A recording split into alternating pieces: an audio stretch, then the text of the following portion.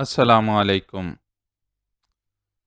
اس کا بیٹا نعمان اٹلی کی کتنی ہی تنظیموں کا ڈان تھا۔ جرائم کی دنیا میں وہ بھی طاقتور تھا۔ اپنے ملک سے باہر وسیع ذرائع کا مالک تھا۔ وہ اپنے بیٹے کے ساتھ پاکستان جا سکتی تھی۔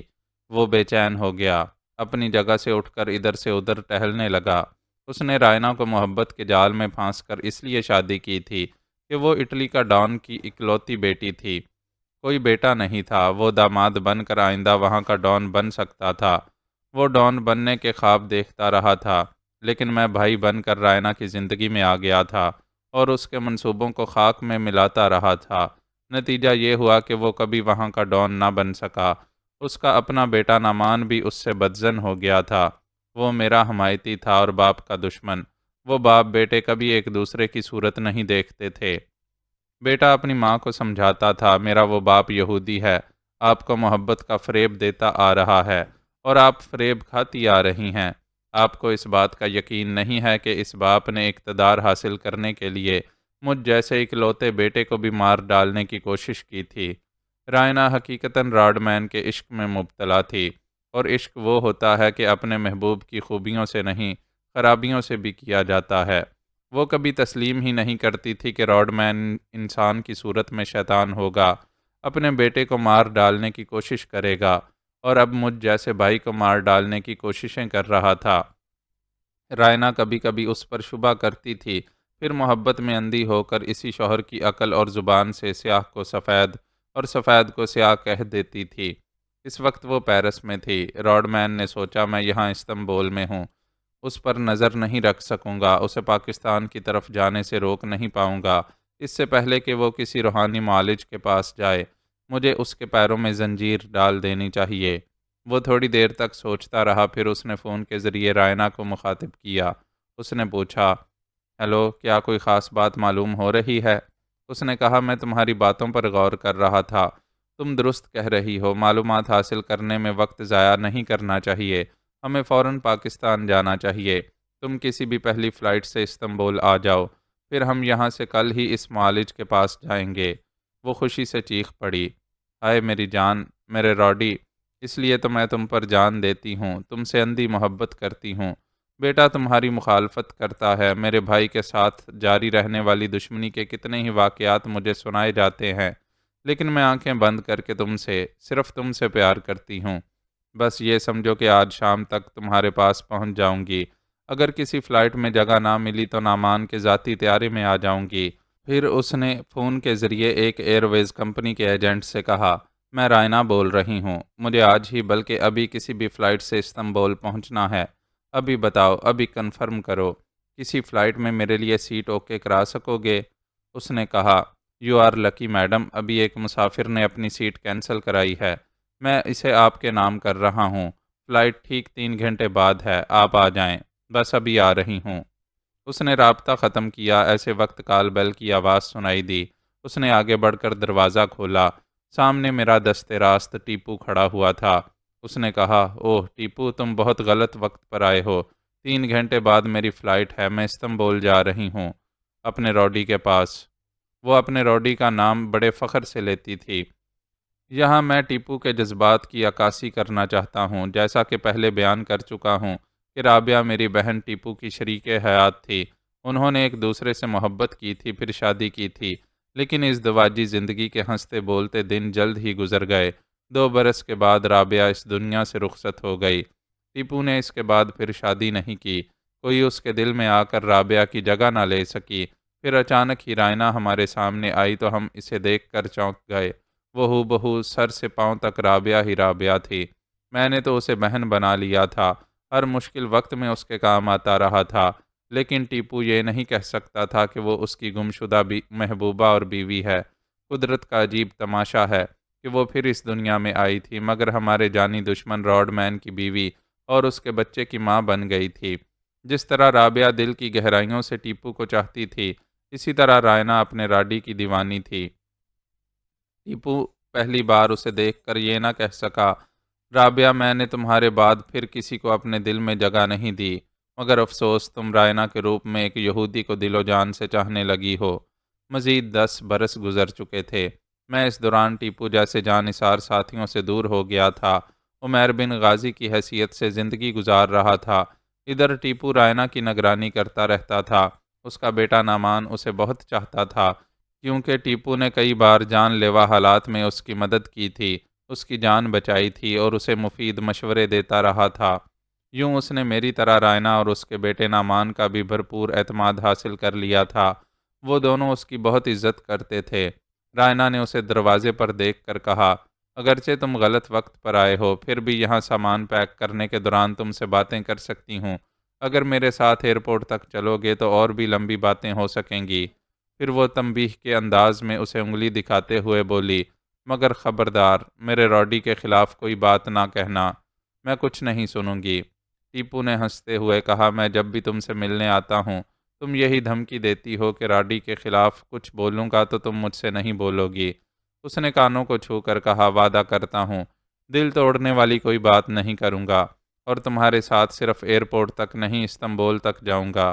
میری سیٹ اوکے ہے، میں بہت ضروری کام سے وہاں جا رہا ہوں۔ وہ خوش ہو کر بولی، پھر اس طرح باہر کیوں کھڑے ہو، آؤ اندر آؤ، تم اندر آنے کا راستہ دو گی تو آؤں گا۔ وہ ہنستی ہوئی ایک طرف ہٹ گئی۔ اس نے اندر آتے ہوئے کہا، تم بھی وعدہ کرو استنبول پہنچ کر یہ نہیں بتاؤ گی کہ میں وہاں پہنچا ہوا ہوں۔ میں تم لوگوں کے اختلافات کو اچھی طرح سمجھتی ہوں، نہ تمہاری باتیں روڈی سے کرتی ہوں، نہ روڈی کی خلاف تم لوگوں سے کچھ سننا چاہتی ہوں۔ میں نے کل تمہیں فون پر اطلاع دی تھی کہ ہمارا سلمان مرا نہیں ہے، زندہ ہے۔ مختلف تنظیموں کے لوگ کہتے ہیں روڈ مین نے اسے کہیں چھپا رکھا ہے، اور میں نے کہا تھا ایسی کوئی بات نہیں ہے۔ خدا میرے بھائی جان کو زندہ سلامت رکھے، مگر وہ میرے روڈی کے پاس نہیں ہے۔ تم اس بہانے میرے روڈی کے خلاف کچھ نہ بولنا۔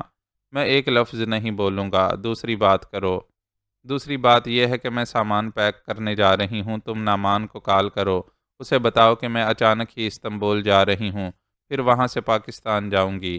ٹیپو نے حیرانی سے پوچھا، تم پاکستان کیوں جاؤ گی؟ تم کال لگاؤ، نعمان سے بات کرو، میں بھی اس سے بات کروں گی، تم سن لینا کہ وہاں کیوں جا رہی ہوں۔ وہ اپنے بیڈ روم کی طرف چلی گئی۔ ٹیپو نے فون کے ذریعے نعمان سے رابطہ کیا۔ اس نے کہا، ہائے انکل، کیا آپ ایئرپورٹ پہنچ گئے؟ اس نے کہا، 3 گھنٹے بعد کی فلائٹ ہے، میں نے سوچا تمہاری ممی سے ملتا ہوا جاؤں، یہاں ابھی تمہاری ممی کے گھر میں ہوں۔ اتفاق سے یہ بھی استنبول جا رہی ہے، اچانک ہی کیوں جا رہی ہے یہ ابھی تمہیں بتائیں گی تو مجھے بھی معلوم ہوگا۔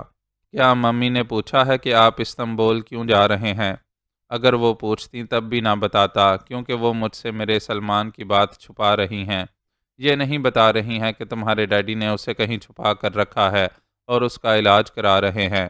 بیٹے نعمان، تم بہت اچھے ہو، مجھ پر اعتماد کرتے ہو، تم نے بتایا ہے تو مجھے معلوم ہوا ہے سلمان کو یقیناً استنبول کے کسی علاقے میں چھپا کر رکھا گیا ہے۔ میں وہاں شام تک پہنچ جاؤں گا، اپنے جانثاروں کے ساتھ جلد سے جلد اسے ڈھونڈ نکالوں گا۔ پھر اس نے بیڈ روم کی طرف منہ کرتے ہوئے کہا، رائنا یہاں آؤ، اپنے بیٹے سے بات کرو۔ اس نے بیڈ روم سے کہا، ابھی آ رہی ہوں، تم اس سے باتیں کرو، بس آ رہی ہوں۔ نعمان نے کہا، اگر ڈیڈی کو معلوم ہو گیا کہ تم استنبول آئے ہو تو وہ بہت محتاط ہو جائیں گے، اپنے آدمیوں کو تمہارے پیچھے لگا دیں گے۔ میں نے ابھی تمہاری ممی کو سمجھا دیا ہے، وہ وہاں پہنچ کر تمہارے ڈیڈی سے میرا ذکر نہیں کریں گی۔ میں سلمان انکل کے لیے بہت پریشان ہوں، مجھے اپنے باپ پر ذرا برابر بھروسہ نہیں ہے، وہ صرف اپنا الو سیدھا کرنے کے لیے ان کا علاج کرا رہے ہیں۔ اگر وہ ہوش و حواس میں آ کر ریڈ مرکری ان کے حوالے کر دیں گے تو ڈیڈی انہیں زندہ نہیں چھوڑیں گے۔ نعمان مجھے اپنے باپ سے زیادہ چاہتا تھا، اس وقت جیسے اندر سے تڑپ کر کہہ رہا تھا، میں چاہتا ہوں سلمان انکل کے صحت یاب ہونے اور ہوش و حواس میں آنے سے پہلے ہی ہم انہیں ڈیڈی کے شکنجے سے نکال کر لے آئیں۔ ہمیں اتنا تو معلوم ہو گیا ہے کہ میرے یار کو استنبول میں بڑی رازداری سے کہیں رکھا گیا ہے، انشاءاللہ ہم وہاں تک ضرور پہنچیں گے۔ رائنا ڈرائنگ روم کا دروازہ کھول کر آ رہی تھی۔ اس نے کہا، یہ لو، تمہاری ممی آ گئی ہیں، ان سے بات کرو۔ رائنا نے قریب آ کر اس سے فون لیا، پھر کہا، ہیلو ممی کی جان، کیسے ہو؟ I am all right mummy, Tipu uncle کہہ رہے ہیں آپ بھی استنبول جا رہی ہیں؟ ہاں، تمہارے ڈیڈی سے ملنے جا رہی ہوں۔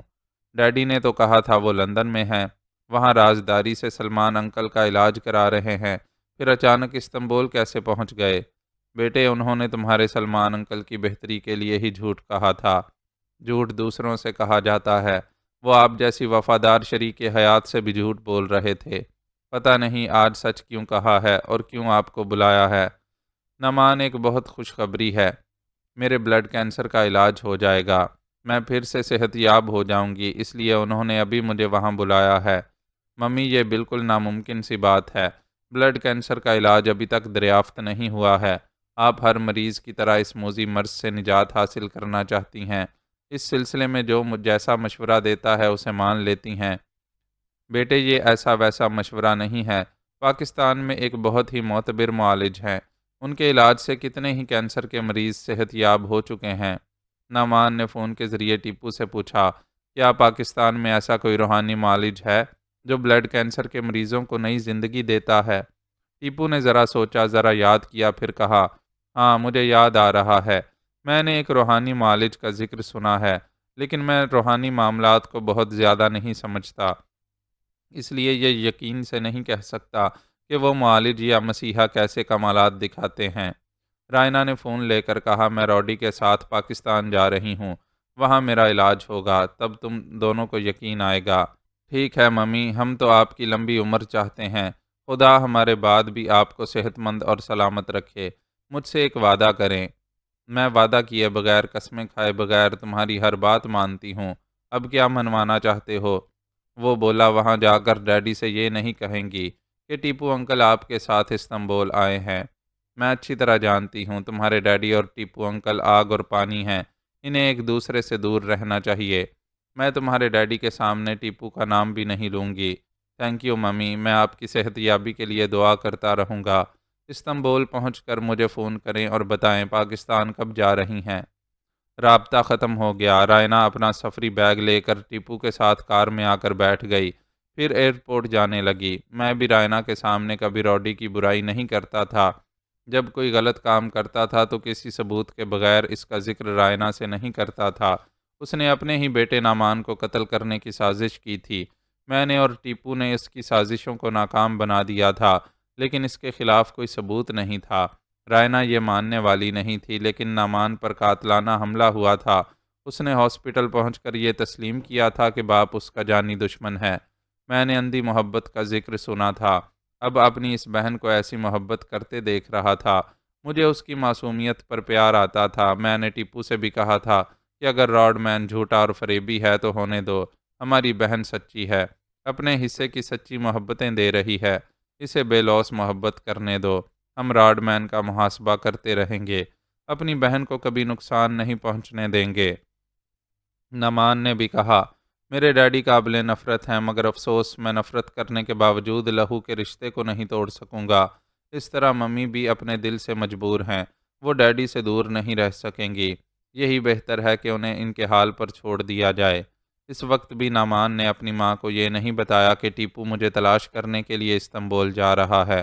اس نے اپنے خاص آدمیوں کو اور ٹیپو کے جانثاروں کو فون کے ذریعے اطلاعات دے دیں کہ اس کی ممی وہاں پہنچ رہی ہیں، اس کے ڈیڈی راڈ مین کی کڑی نگرانی کی جائے، دیکھا جائے کہ وہ اس کی ممی کو کہاں لے جا رہا ہے، یوں نگرانی کرنے سے شاید وہ سب مجھ تک پہنچ سکیں گے۔ وہ استنبول پہنچ گئی۔ ٹیپو نے کہا، پہلے تم امیگریشن کاؤنٹر سے گزر کر باہر جاؤ، راڈ مین سے ملو، جب اس کے ساتھ چلی جاؤ گی تب میں عمارت سے باہر آؤں گا۔ ٹیپو کو جلدی نہیں تھی، اس کے جانثار عمارت کے اندر اور باہر راڈ مین پر نظر رکھے ہوئے تھے۔ رائنا وزٹر لابی میں آ کر راڈ مین سے لپٹ گئی، وہ اسے بازوؤں میں بھر کر اس کے لبوں کو چوم رہا تھا۔ ٹیپو دور سے چھپا ہوا دیکھ رہا تھا، اس نے دوسری طرف نظریں پھیر لیں، بیچارہ کس دل سے یہ منظر دیکھتا، اس کی رابعہ پرائی آغوش میں تھی، اس کا دل تڑپ رہا تھا، جی چاہتا تھا ابھی جا کر اسے راڈ مین سے چھین لے، لیکن افسوس وہ اس کی رابعہ تھی بھی اور نہیں بھی، پھر سے دنیا میں آ کر اس کے جذبات سے کھیل رہی تھی، اسے تڑپا رہی تھی۔ جب میں نے اور ٹیپو نے پہلی بار رائنا کو دیکھا تو ان دنوں وہ 20 برس کی تھی۔ ٹیپو نے پھر شادی نہیں کی تھی، اس کی جگہ کسی کو نہیں دی تھی، وہ اسے دیکھ کر تڑپ گیا تھا۔ ادھر اس کی رابعہ یا رائنا ایک یہودی کے عشق میں گرفتار تھی، پھر رائنا کی شادی ہوئی، نعمان پیدا ہوا، اب وہ 22 برس کا گبرو جوان ہو گیا تھا۔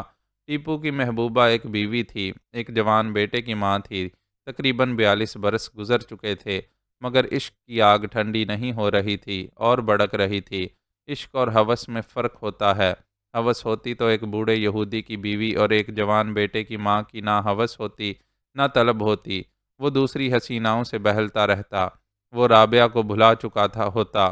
وہ دل و جان سے اور روح کی گہرائیوں سے اپنی رابعہ کو چاہتا تھا، رائنا کے روپ میں اسے دیکھتا رہتا تھا۔ کسی مرنے والے کی تصویر دیکھو تو بہت سی یادیں تازہ ہو جاتی ہیں۔ رائنا تو جیتی جاگتی رابعہ کی تصویر تھی۔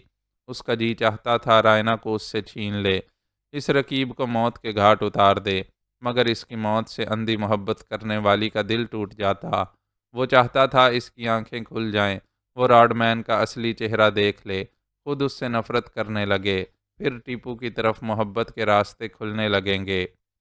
اور ایسا نہیں ہو رہا تھا۔ اس کا اپنا جوان بیٹا بھی اسے راڈ مین سے متنفر نہیں کر پا رہا تھا۔ ٹیپو اس کے بدن کا بھوکا نہیں تھا، اس کی خوشی میں خوش رہنا چاہتا تھا۔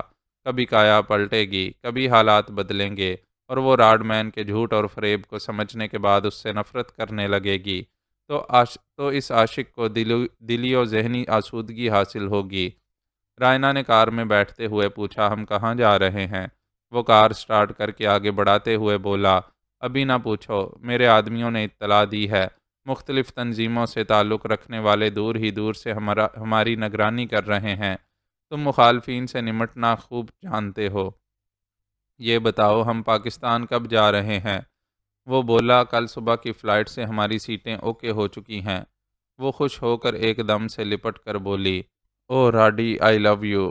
وہ بولا، کیا کر رہی ہو؟ سٹیئرنگ بہک جائے گا، آرام سے بیٹھو۔ وہ الگ ہو کر بولی، سوری، تم نے اتنی بڑی خوشخبری سنائی ہے کہ میں جذبات کو قابو میں نہ رکھ سکی۔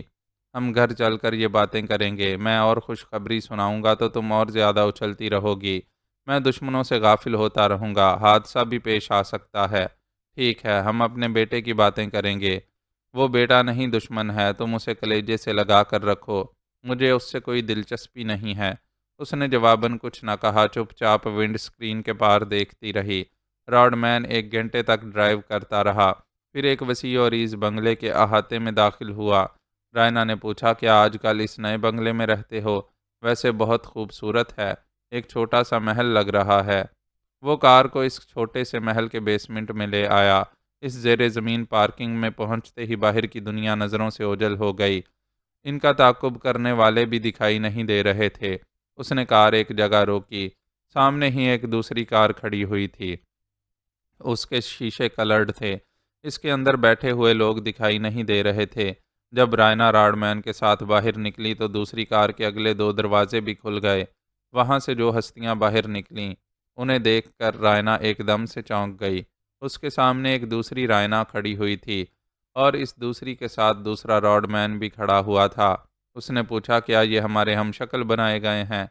راڈ مین نے کہا، ہاں، اب یہ دونوں یہاں سے نکل کر بنگلے میں جائیں گے، پھر بنگلے سے نکل کر لان میں جا کر بیٹھیں گے، چائے پئیں گے، تاکہ ہمارا تعاقب کرنے والے تمام دشمن انہیں دیکھتے رہیں اور یہ سمجھتے رہیں کہ ہم دونوں اس بنگلے میں موجود ہیں۔ رائنا نے پوچھا، یعنی ہم اس بنگلے میں نہیں رہیں گے، یہاں سے کہیں اور جائیں گے؟ وہ اس کا ہاتھ پکڑ کر بولا، ہاں، آؤ اس کار میں بیٹھو، ہم ابھی یہاں سے جا رہے ہیں۔ وہ دونوں اس کلرڈ شیشے والی کار میں آ کر بیٹھ گئے۔ ان کی دونوں ڈمیاں اوپر بنگلے میں چلی گئیں، وہاں سے نکل کر لان میں آ گئیں۔ وہاں انہوں نے ملازم کو چائے لانے کا آرڈر دیا، پھر خوبصورت باغیچے میں آ کر ایک میز کے اطراف بیٹھ گئیں۔ اس وقت تمام مخالفین انہیں دیکھ رہے تھے۔ ٹیپو اور نعمان کے جانثار بھی وہاں سے دور اپنی گاڑیوں میں بیٹھے ہوئے تھے، وہ بھی رائنا اور راڈ مین کی ڈمی سے دھوکہ کھا رہے تھے۔ ان سب نے تھوڑی دیر بعد ایک کلرڈ شیشے والی کار کو اس بنگلے سے نکل کر جاتے ہوئے دیکھا۔ انہوں نے فون کے ذریعے اپنی اپنی تنظیم کے سربراہوں کو اطلاع دی، یہ بتایا کہ ایک کلرڈ شیشے والی کار اس بنگلے سے باہر جا رہی ہے۔ انہیں فوراً حکم دیا گیا کہ اس کار کا تعاقب کرو، دیکھو اس میں کون جا رہا ہے۔ راڈ مین، ضرور کوئی چال چل رہا ہوگا، انہوں نے کہا، ہم اس کار کا بھی تعاقب کر رہے ہیں۔ ویسے راڈ مین اپنی وائف رائنا کے ساتھ وہاں باہر لان میں بیٹھا ہوا ہے۔ راڈ مین نادان نہیں تھا، یہ جانتا تھا اس دوسری کار کا بھی تعاقب کیا جائے گا۔ اس وقت وہ رائنا کے ساتھ پچھلی سیٹ پر بیٹھا ہوا تھا۔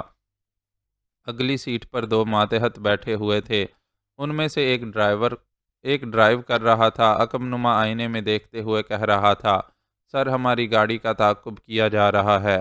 وہ بولا، ہاں، دشمن نادان نہیں ہیں، وہ آسانی سے ہمارا پیچھا نہیں چھوڑیں گے۔ میں نے جو تدبیر بتائی ہے اس پر عمل کرو۔ رائنا نے کہا، تم اتنی احتیاطی تدابیر کے ساتھ مجھے لے جا رہے ہو، میرا دل کہتا ہے آج میں اپنے بھائی جان کے پاس پہنچنے والی ہوں۔ وہ مسکرا کر بولا، تمہارا دل درست کہہ رہا ہے۔ وہ خوش ہو کر اس سے لپٹ گئی۔ وہ ہنستے ہوئے بولا، میں جانتا تھا تم یہی کرو گی، لیکن ابھی میں کس نہیں کروں گا، مجھے دشمنوں پر نظر رکھنے دو۔ حالات کسی وقت بھی بدل سکتے ہیں۔ آگے جا کر گاڑی کی رفتار سست ہو گئی۔ وہ ہلکے ہلکے جھٹکے کھانے لگی، پھر رک گئی۔ رائنا نے پوچھا، یہ کیا ہو گیا؟ راڈ مین نے کہا، میں نے ابھی کہا تھا کہ حالات کسی وقت بھی بدل سکتے ہیں۔ ویسے آرام سے بیٹھو، یہ ہماری پلاننگ کا ایک حصہ ہے۔ اس کے دونوں ماتحت اگلی سیٹ سے باہر نکل کر بونٹ کھول کر گاڑی کو چیک کرنے لگے۔ پھر ان میں سے ایک موبائل فون پر کسی کے نمبر پنچ کر کے انتظار کرنے لگا۔ سڑک کے کنارے فٹ پاتھ پر کتنے ہی لوگ آ جا رہے تھے، ان میں دشمن بھی تھے۔ وہ آہستہ آہستہ وہاں سے گزرتے ہوئے دیکھ رہے تھے، معلوم کرنا چاہتے تھے کہ گاڑی کیوں رک گئی ہے۔ ایسے وقت اس ماتحت نے فون پر کہا، ہاں، میں آرنلڈ بول رہا ہوں، ہم تنظیم کے ایک ضروری کام سے جا رہے ہیں۔ گاڑی اچانک ہی خراب ہو گئی ہے، تم فوراً دوسری کار لے آؤ اور اس گاڑی کو مرمت کے لیے گیراج میں پہنچا دو۔ 15 منٹ کے اندر ہی دوسری گاڑی آ گئی۔ اس کے ڈرائیور نے باہر آ کر ان دونوں ماتحتوں کو سلام کیا۔ اس نے ڈرائیور کو اس کلرڈ شیشے والی گاڑی کی چابی دی۔ پھر وہ دونوں اس دوسری گاڑی میں جا کر بیٹھ گئے، اسے ڈرائیو کر کے وہاں سے جانے لگے۔ ان کے جاتے ہی ایک اور گاڑی آ گئی۔ اس ڈرائیور کا اور اس دوسری آنے والی کار کا تعلق میسونی تنظیم سے تھا۔ یہ سب کچھ راڈ مین کی پلاننگ سے ہو رہا تھا۔ وہ دوسری گاڑی کلرڈ شیشے والی کار کو کھینچتی ہوئی ایک موٹر گیراج میں لے گئی۔ تعقب کرنے والے مایوس ہو گئے، فون کے ذریعے اپنے اپنے سربراہوں سے کہہ رہے تھے کہ رائنا اور راڈ مین اسی بنگلے کے لان میں ہیں، ہم نے خواہ مخواہ یہاں وقت ضائع کیا ہے۔ وہ کار ایک موٹر گیراج میں پہنچ گئی ہے، وہاں ان کے لیے دوسری کار تیار تھی۔ وہ دوسری کلرڈ شیشے والی کار میں بیٹھ کر وہاں سے نکلے تو آگے پیچھے دائیں بائیں کوئی بھی ان کے تعاقب میں نہیں تھا۔ راڈ مین نے بڑی کامیابی سے ان سب کو ڈاج دیا تھا۔ رائنا نے قریب آ کر اس سے لگ کر کہا، آئی لو یو، تم بہت ہی ذہین اور تیز ترار ہو، تم نے دشمنوں کو بڑے مزے سے الو بنایا ہے۔ میں بہت محتاط رہ کر تمہیں سلمان کے پاس لے جا رہا ہوں، اب تم اپنی آنکھوں پر پٹی باندھ لو۔ اس نے پوچھا، وہ کیوں؟ تمہیں ان راستوں کا علم نہیں ہونا چاہیے جہاں سے گزر کر اپنے بھائی تک پہنچو گی۔ مجھے راستوں کا علم کیوں نہیں ہونا چاہیے؟ سمجھا کرو رائنا، اگر کبھی تم فریب کھا کر دشمنوں کے ہتھے چڑھ جاؤ گی تو وہ تم سے جبراً سلمان تک پہنچنے کا راستہ معلوم کر لیں گے۔ اپنے بھائی کی سلامتی اور بہتری کے لیے آنکھوں پر پٹی باندھ لو۔ رائنا نے قائل ہو کر اپنا سکارف کھولا۔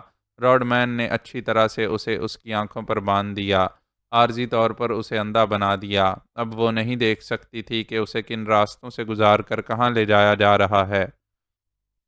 مجھے جس وسیع و عریض کمرے میں رکھا گیا تھا وہ یقیناً کسی عمارت کے یا کسی مکان کے تہہ خانے میں ہوگا۔ وہاں گھٹن کا احساس نہیں ہوتا تھا کیونکہ وہ ایئر کنڈیشنڈ تھا اور دن رات روشن رہتا تھا۔ میں بدستور بستر پر پڑا ہوا تھا۔ ایسے وقت محالہ خوب بن سنور کر میرے سامنے آئی۔ اس نے کچھ فاصلے پر رہ کر خود کو ایک زاویے سے دکھاتے ہوئے پوچھا، کیسی لگ رہی ہوں؟ پھر اس نے لچکتے ہوئے بل کھاتے ہوئے خود کو دوسرے زاویے سے پیش کیا۔ پھر پوچھا، اب کیسی لگ رہی ہوں؟ مجھے دیکھو، یاد کرو، جب بھی تمہارے پاس تنہائی میں آتی تھی تو تم مجھے الٹ پلٹ کر رکھ دیتے تھے، میرے بدن کے ہر زاویے کو کھنگال دیتے تھے۔ تمہیں گزری ہوئی جوانی اور گزری ہوئی یادوں کا واسطہ ہے، کچھ تو یاد کرو۔ اس کا انداز خوب تھا، ادائیں ایسی تھیں کہ اس کے ساتھ گزارے ہوئے دن یاد آ رہے تھے، مگر وہ بہت ہی غلط موقع پر ایسی باتیں یاد دلا رہی تھی۔ ابھی میں یہ سمجھنے کے قابل نہیں تھا کہ جوانی کی طرف واپس جا رہا ہوں یا نہیں۔ میں اس قدر بیمار اور کمزور تھا کہ ایسی جذباتی حرکتیں میرے اندر تحریک پیدا نہیں کر سکتی تھیں۔ جیکوب دروازہ کھول کر کمرے میں آیا۔ محالہ نے کہا، واپس جاؤ، یہاں ابھی تمہارا کوئی کام نہیں ہے، ضرورت ہوگی تو بلا لوں گی۔ وہ فوراً ہی واپس چلا گیا۔ دروازہ پھر سے بند ہو گیا۔ اس نے قریب آ کر میرے چہرے کو دونوں ہتھیلیوں میں لے کر کہا، تم کہا کرتے تھے میری ہتھیلیاں بہت گرم ہیں، تمہارے بدن پر بھٹکنے آتی ہیں تو گرما دیتی ہیں۔ وہ میرے چہرے کو، گردن کو اور پھر بدن کے مختلف حصوں کو اپنی ہتھیلیوں سے سہلانے لگی، ایک ایک کر کے میرا لباس ہٹانے لگی۔ ایسے وقت کہہ رہی تھی، ڈاکٹر ڈیوڈ بوڑھا ہے، اپنی جوانی کو بھول گیا ہے، یا پھر اس کی جوانی میں ایسے دھماکے نہیں ہوئے ہوں گے جیسے میں کرتی ہوں۔ اس نے میرے بدن کے ایک حصے پر اپنا چہرہ رکھ کر رخسار سے سہلاتے ہوئے کہا، اس بوڑھے ڈاکٹر نے تمہیں بجلی کے جھٹکے پہنچائے، بڑی غلطی کی۔ میرے جھٹکے کھانے کے بعد تڑپنے اور مچلنے لگو گے، بولنے اور بپھرنے لگو گے، تو ڈاکٹر اپنا طریقہ علاج بدل دے گا۔ عورت کبھی یہ تسلیم نہیں کرتی کہ جوانی کی شام ہو چکی ہے، وہ ڈھل چکی ہے، اب وہ گیلی لکڑی کی طرح جلتے جلتے بجھ جاتی ہے، ٹھنڈی ہو جاتی ہے، اس کے پورے وجود میں تو کیا ہتھیلیوں میں بھی پہلے جیسی حرارت نہیں رہتی۔ وہ ذرا مایوس ہونے لگی، پھر بھی یہ ماننے کو تیار نہیں تھی کہ پہلے جیسی کشش اور حرارت نہیں رہی ہے۔ اس نے دوسرا حربہ استعمال کیا، اپنا لباس اتارنے لگی، کہنے لگی، میں قسم کھا کر کہتی ہوں تمہارے سوا کسی نے مجھے تنہائی میں اس طرح نہیں دیکھا ہے۔ جب میں 20 برس کی تھی تب پہلی بار تمہاری آغوش میں آئی تھی، پھر ہم بچھڑ گئے تھے۔ آج ہمارا بیٹا جیکوب 22 برس کا ہو چکا ہے، یعنی میں 22 برس کے بعد پھر تمہاری تنہائی میں آئی ہوں۔ میں چپ چاپ بستر پر پڑا ہوا اسے دیکھ رہا تھا۔ بے شک وہ اجلی اور صحت مند تھی، مگر پوری طرح اپنی عمر کا حساب نہیں کر رہی تھی۔ وہ 42 برس کی ہو چکی تھی۔ زندگی کے نشیب و فراز نے، بدلتے ہوئے سنگین حالات نے، اور موسم کی گرمیوں اور سردیوں نے اس پر چھاپے مارے تھے۔ اگرچہ وہ بالکل بوڑھی نہیں ہوئی تھی، اسے کھنڈر نہیں کہا جا سکتا تھا، مگر جوانی کی کشش نہیں رہی تھی۔ اگرچہ صحت مند بھری بھری تھی، مگر رس بھری نہیں تھی۔ عورت کو حسین نہ کہو یا اسے قابل قبول نہ سمجھو تو وہ اپنی توہین محسوس کرتی ہے۔ وہ شباب کے اور شیطانیت کے تمام ہتھ کنڈے استعمال کرنے کے بعد جھنجھلا گئی، مٹھیاں بینچ کر بولی، سلمان تم میری انسلٹ کر رہے ہو، کیا یہ سمجھا رہے ہو کہ اب مجھ میں کوئی کشش نہیں رہی ہے؟ اس نے میرا ہاتھ اپنے دونوں ہاتھ میں لے کر کہا، تم زندہ ہو، سانس لے رہے ہو، میں نہیں مانتی کہ احساسات اور جذبات سے بالکل ہی محروم ہو گئے ہو۔ کیا ان ہاتھوں میں اتنی بھی سکت نہیں ہے کہ مجھے چھو سکو؟ اس نے میرا ہاتھ چھوڑ دیا۔ وہ ہاتھ ایک بے جان سوکھے پتے کی طرح بستر پر آ گرا۔ اس نے اچانک ہی سنجیدگی سے سوچتے ہوئے میرے بے جان سے ہاتھ کو دیکھا، پھر قریب آ کر میرے پاس بیٹھ کر بولی، سوری، میں جذبات میں اندھی ہو گئی تھی۔ یہ چاہتی تھی کہ برسوں بعد پھر مجھے اپنی آغوش میں لے کر میرے حسن و شباب کی تعریفیں کرو۔ وہ پھر سرد آہ بھر کر بولی، آج تمہاری آغوش میں خود کو دیکھنا اور پہلے کی طرح خود پر ناز کرنا چاہتی تھی۔ واقعی تم پر بہت زیادہ تشدد کیا گیا ہے، تمہیں توڑ کر رکھ دیا گیا ہے، تم سننے سمجھنے اور بولنے کے قابل نہیں رہے ہو۔ وہ میرے بالوں میں انگلیاں پھیرتے ہوئے بولی، اوہ یہ لوگ کیسے کیسے مظالم ڈھا رہے ہیں۔ میں نے بہت پہلے ہی کہا تھا، میں سنی تنظیم میں آ جاؤ، دنیا کے سارے یہودی تمہیں سر پر بٹھائیں گے، مگر تم بہت ضدی ہو۔ اپنی طرح میرے بیٹے جیکوب کو بھی مسلمان بنا کر رکھنا چاہتے تھے۔ میں تمہیں دوست بنانا چاہتی تھی، تم یہودیوں کو دشمن بناتے رہے۔ اب تمہیں کیا مل رہا ہے؟ کچھ بھی نہیں، تم اپنا بدترین انجام دیکھ رہے ہو۔ اس کا دعویٰ تھا کہ وہ مجھے دل و جان سے چاہتی ہے، جس طرح میرے بیٹے کو اس کی بہتری کے لیے میں سنی تنظیم میں لے گئی ہے، اسی طرح مجھے بھی وہاں پہنچانا چاہتی ہے۔ یہ سب اپنے دل اور اپنی محبت سے مجبور ہو کر رہی ہے، جبکہ میں اس کی محبت کے پیچھے چھپی ہوئی خود غرضی کو روز اول سے سمجھتا آ رہا تھا۔ مجھے دل و جان سے چاہنے والی نے میرے بیٹے کو بچپن ہی سے جدا کر دیا تھا۔ اس بیٹے کو اتنے طویل عرصے میں یقیناً اپنے مذہب اور اپنے مزاج کے مطابق ڈھال چکی ہوگی۔ اب سے 10 برس پہلے میں نے ویڈیو فلم کے ذریعے اسے دیکھا تھا، اس کی باتیں سنی تھیں۔ اس وقت وہ میرا حمایتی تھا، میرے دین اور میرے مزاج کے مطابق بول رہا تھا۔ 10 برسوں کے بعد بھی وہ ایسا ہی ہوگا یا اس کا برین واش کر دیا گیا ہوگا؟ پتہ نہیں وہ اپنی ماں کے ساتھ میرا علاج کرنے، میری تیمارداری کرنے کے لیے یہاں کیوں نہیں آیا تھا؟ اس کی ڈمی کیوں بھیجی گئی تھی؟ کیسی چال چلی جا رہی تھی؟ یہ باتیں ابھی میں سمجھ نہیں سکتا تھا۔ محلہ کے فون پر کالنگ ٹون سنائی دی۔ اس نے اسکرین پر راڈ مین کے نمبر پڑھے۔ وہ ایک بٹن دبا کر فون کو کان سے لگاتے ہوئے مجھ سے ذرا دور چلی گئی، پھر بولی، یس سر۔ راڈ مین نے پوچھا، وہ کس حال میں ہے؟ اسی پرانی چال میں ہے، ٹس سے مس نہیں ہو رہا ہے، نہ سنتا ہے نہ بولتا ہے، نہ کچھ محسوس کرتا ہے۔ اس سلسلے میں تمہاری میڈیکل رپورٹ کیا کہتی ہے؟ ابھی تھوڑی دیر پہلے میں نے کئی طرح سے حربے آزمائے تھے، اس کے جذبات کو طرح طرح سے بھڑکانے کی کوشش کی تھی۔ میرا دعویٰ ہے میں آگ ہوں، جب بھڑکتی ہوں تو جلا کر راکھ کر دیتی ہوں، مگر اس پر آنچ تک نہیں آئی، وہ ٹھنڈا پڑا ہوا ہے۔ اس کا مطلب ہے وہ ڈھونگ نہیں کر رہا ہے، واقعی گونگا بہرا ہو گیا ہے اور اس کی یادداشت گم ہو گئی ہے۔ جی ہاں، میری میڈیکل رپورٹ یہی ہوگی۔ راڈ مین اس وقت اسی کلرڈ شیشے والی کار کی پچھلی سیٹ پر بیٹھا ہوا تھا۔ اس نے رائنا کی طرف دیکھا۔ اس کی آنکھوں پر سکارف بندھا ہوا تھا۔ اس نے فون پر محالہ سے کہا، ہم آخری کوشش کریں گے۔ میں ابھی اپنی وائف رائنا کے ساتھ آ رہا ہوں۔ سلمان کے سامنے یہ نہ کہو کہ اس کی بہن آ رہی ہے۔ ہم دیکھنا چاہیں گے کہ وہ اپنی بہن کو اتنے قریب دیکھ کر کس طرح ری ایکٹ کرے گا۔ اس کی طرف سے کچھ رد عمل ہونا چاہیے۔ پھر اس نے رائنا کا ہاتھ تھام کر کہا، بہن اور بھائی میں بے مثال اور بے لوث محبت ہے۔ مجھے یقین ہے میری رائنا ایک بہن کی حیثیت سے اپنے بھائی کے جذبات کو بیدار کرے گی، اپنے لیے پیار کی تحریک پیدا کرے گی، اور وہ تھوڑا بہت رد عمل ضرور ظاہر کرے گا۔ ابھی سلمان کے سامنے اس کا ذکر نہ کرو۔ یہ بہن اچانک ہی اپنے بھائی کے سامنے آئے گی۔ رائنا نے کہا، میں 10 برسوں کے بعد بھائی جان سے ملنے والی ہوں۔ میرے اندر عجیب سی بے چینی ہے۔ جی چاہتا ہے اڑ کر پہنچ جاؤں۔ اگر وہ مجھے اپنے قریب دیکھ کر نہیں پہچانیں گے تب بھی کوئی بات نہیں۔ ہم تو انہیں پاکستان لے جا رہے ہیں۔ وہ روحانی علاج سے ضرور صحت یاب ہوں گے اور ان کی یادداشت بھی واپس آ جائے گی۔ وہ آنکھوں پر سکارف باندھے عارضی طور پر اندھی بن کر بیٹھی ہوئی تھی۔ اب تک یہ سمجھ نہیں پائی تھی کہ راڈ مین جب سے اس کی زندگی میں آیا ہے تب سے اسے اندھی بنا رہا ہے اور اندھی محبت میں مبتلا کرتا آ رہا ہے۔ پتہ نہیں میں کس خفیہ اڈے میں، کس خفیہ تہہ خانے میں بے یار و مددگار پڑا ہوا تھا۔ کتنے ہی دشمن اس خفیہ اڈے تک پہنچ کر مجھے وہاں سے نکال کر لے جانا چاہتے تھے۔ ٹیپو اپنے جانثاروں کے ساتھ استنبول پہنچا ہوا تھا۔ دوستوں اور دشمنوں کو یقین تھا کہ وہ راڈ مین کا تعاقب کرتے ہوئے مجھ تک پہنچ جائیں گے، مگر سب ہی دھوکہ کھا چکے تھے۔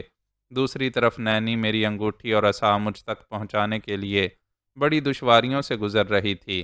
رافیل شمری نے اسے دھوکہ دینے کی کوشش کی تھی، مگر زخمی ہو کر ہاسپٹل پہنچ گیا تھا۔ نینی اس کے ساتھ استنبول آ گئی تھی۔ اسے کسی حد تک میرے قریب پہنچنا نصیب ہوا تھا، مگر وہ جو کہتے ہیں کہ قسمت کی خوبی دیکھیے، ٹوٹی کہاں کمند، دو چار ہاتھ جب کہ لبے بام رہ گیا، وہ قریب آتے آتے دور ہو گئی تھی۔ اسے کسی جگہ قید کر دیا گیا تھا اور یہ کہا گیا تھا کہ جب تک رافیل کا آپریشن نہیں ہوگا، اس کے بازو سے سوئی نہیں نکلے گی، اس وقت تک اسے حبس بے جا میں رکھا جائے گا۔ اور واقعی اسے ایسی چار دیواری میں رکھا گیا تھا جہاں سے باہر کی تازہ ہوا نہیں آتی تھی۔ وہاں صرف ایک دروازہ تھا اور اوپر چھت کے قریب ایک چھوٹا سا روشن دان تھا۔ یہ پتہ ہی نہیں چلتا تھا کہ ہوا کب اندر آتی ہے، کب باہر جاتی ہے، اور وہ ایسی جگہ کس طرح سانسیں لے رہی ہے۔ وہ گھٹن کے باعث بری طرح گھبرا گئی تھی۔ جب اسے لا کر بند کیا گیا تو تھوڑی دیر بعد ہی وہ پریشان ہو کر دروازہ پیٹنے لگی، آوازیں دینے لگی۔ جواباً نہ کوئی قریب آ رہا تھا نہ دور سے بول رہا تھا۔ اسے قید کرنے والے وہاں سے جا چکے تھے۔ پتہ نہیں کس ویرانے میں لا کر ڈالا گیا تھا۔ کوئی اس کی فریاد سننے والا بھی نہیں تھا۔ تقریباً 2 گھنٹے بعد گہری تاریکی چھٹنے لگی۔ روشن دان سے ہلکی ہلکی روشنی اندر آنے لگی۔ گھٹن کا احساس کچھ کم ہوا تو اندازہ ہوا صبح ہو چکی ہے۔ رافیل کی دشمنی سمجھ میں آ رہی تھی۔ وہ انگوٹھی اور عصا حاصل کرنے کے لیے اسے مار ڈالنا چاہتا تھا۔ فی الحال ایسا کرنے میں ناکام رہا تھا، اس لیے اسے قیدی بنا کر رکھا تھا۔ آئندہ کسی بھی طرح مجبور کر کے وہ کرامات دکھانے والی دونوں چیزیں حاصل کرنا چاہتا تھا، اور جب تک کامیاب نہ ہوتا تب تک اسی طرح اسے حبس بے جا میں رکھتا۔ شاید اسے بھوکی پیاسی رکھ کر مجبور کرنا چاہتا تھا۔ صبح سے دوپہر ہو گئی، کوئی اس کی خبر لینے نہیں آیا۔ وہ پچھلی رات سے بھوکی تھی، پیاس کی شدت سے حلق خشک ہو رہا تھا۔ وہ بار بار دروازے کی طرف دیکھ رہی تھی، امید کر رہی تھی کہ کسی وقت بھی کوئی چمتکار ہوگا۔ وہ ظلم کرنے والا پھر کسی وجہ سے مجبور ہو کر اس سے دوستی کرنے آئے گا۔ سونے کی چین سے لگی ہوئی انگوٹھی اس کے دل کے پاس دھڑک رہی تھی اور لاٹھی سینے سے لگی ہوئی تھی۔ وہ دونوں ہی بے جان تھیں۔ کوئی کرامت، کوئی جادو یا کوئی غیر معمولی کمال نہیں دکھا رہی تھیں۔ ہم جیسے جاندار ہوں یا انگوٹھی اور عصا جیسی بے جان چیزیں ہوں، ہم میں سے کسی کو یہ قدرت حاصل نہیں ہے کہ کوئی کمال دکھا سکیں، انہونی کو ہونی اور ہونی کو انہونی بنا سکیں۔ جب کاتب تقدیر کو منظور ہوتا ہے تب ہی ایسا ہوتا ہے۔ رات ہو گئی، وہ بھوک پیاس سے نڈھال ہو رہی تھی، تب ہی وہ دروازہ کھلا۔ دو گن مین ٹارچ روشن کرتے ہوئے اندر آئے۔ ایک نے اسے گن پوائنٹ پر رکھا، دوسرے نے ایک کین اس کی طرف بڑھاتے ہوئے کہا، تم بھوکی پیاسی ہو، یہ پھلوں کا جوس ہے، اسے پیو اور ہمارے ساتھ چلو، باس نے تمہیں بلایا ہے۔ نینی نے اس کین کو مشکوک نظروں سے دیکھا، پھر کہا، کیا مجھے زہر پلا کر مارنے آئے ہو؟ میں مر جاؤں گی تو میری انگوٹھی اور لاٹھی باس کے پاس لے جاؤ گے؟ گن مین نے کہا، تمہیں زہر پلانے میں کچھ وقت لگے گا، ہم پلک جھپکتے ہی گولی مار کر باس کی مطلوبہ چیزیں یہاں سے لے جا سکتے ہیں۔ دوسرے گن مین نے کہا، لیکن باس نے حکم دیا ہے تمہارے مزاج اور مرضی کے خلاف کچھ نہ کریں، ہم تمہیں کسی طرح کا نقصان نہیں پہنچائیں گے، باس کے پاس زندہ سلامت لے جائیں گے۔ وہ اس چار دیواری سے رہائی چاہتی تھی، ان کے ساتھ باہر آ گئی۔ باہر ایک بڑی سی وین کھڑی ہوئی تھی، وہ اس میں آ کر بیٹھ گئی۔ گاڑی سٹارٹ ہو کر ایک سمت جانے لگی۔ وہ بھوک اور پیاس سے نڈال ہو رہی تھی، بار بار کین کو دیکھ رہی تھی، پھر اسے دھڑکتے ہوئے سینے سے لگا لیا، انگوٹھی اور عصا سے لگاتے ہوئے دل ہی دل میں کہا، اے بھگوان، تو میری نیت جانتا ہے، میں غازی جی کی امانتیں ان کے پاس پہنچانا چاہتی ہوں، جب تک نہ پہنچاؤں مجھے سلامتی دے، مجھے میرا فرض پورا کرنے دے۔ یہ کہہ کر وہ کین کا ڈھکن کھول کر جوس پینے لگی۔ وہ بہت ہی عمدہ اور لذیذ تھا، زہریلا نہیں تھا، اسے گھٹا گھٹ پیتی چلی گئی۔ رافیل شمری ہاسپٹل سے گھر آ گیا تھا، بازو کے گوشت میں دھنسی ہوئی سوئی نکال دی گئی تھی، زخم گہرا نہیں تھا، ڈاکٹر نے کہا تھا دوائیں کھاتے رہیں، زخم 2-4 روز میں بھر جائے گا، آپ شام کو گھر جا سکیں گے۔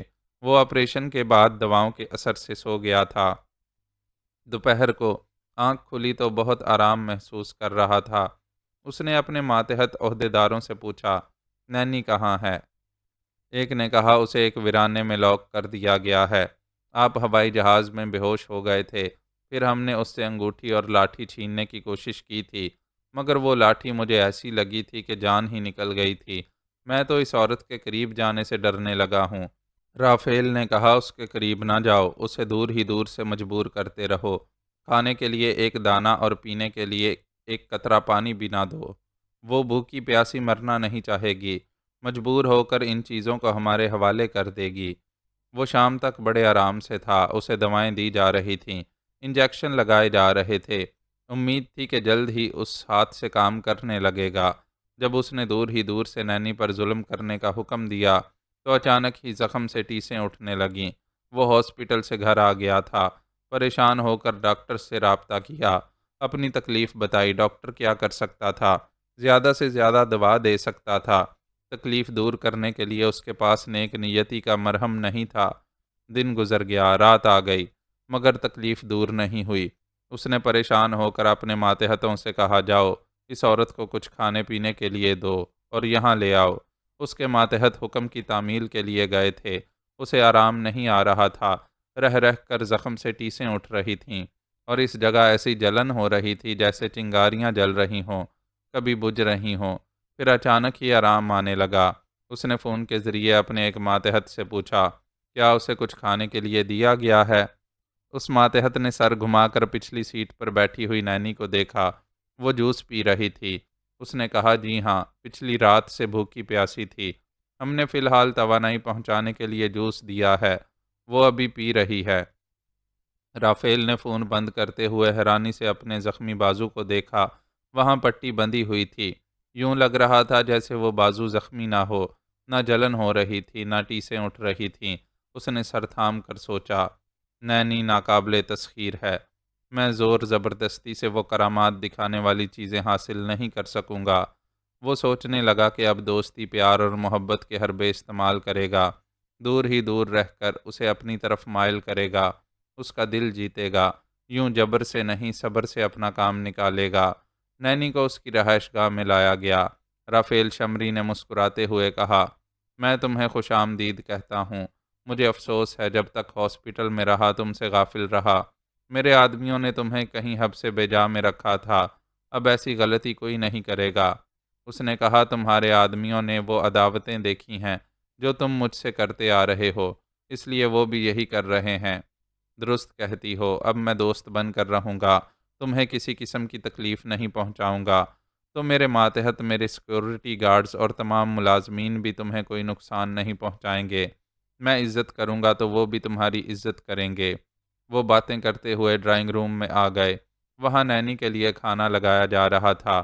رافیل نے کہا مجھے افسوس ہے تمہیں بھوکا رکھا گیا، اب اسے اپنا ہی گھر سمجھو، جو چاہو کھاتی پیتی پہنتی اوڑھتی رہو، میرے ملازم تمہارے تمام احکامات کی تعمیل کرتے رہیں گے، کوئی تمہارے سامنے سر اٹھا کر بولنے کی جرت نہیں کرے گا۔ وہ بھوکی تھی، فوراً ہی کھانے پر ٹوٹ پڑی۔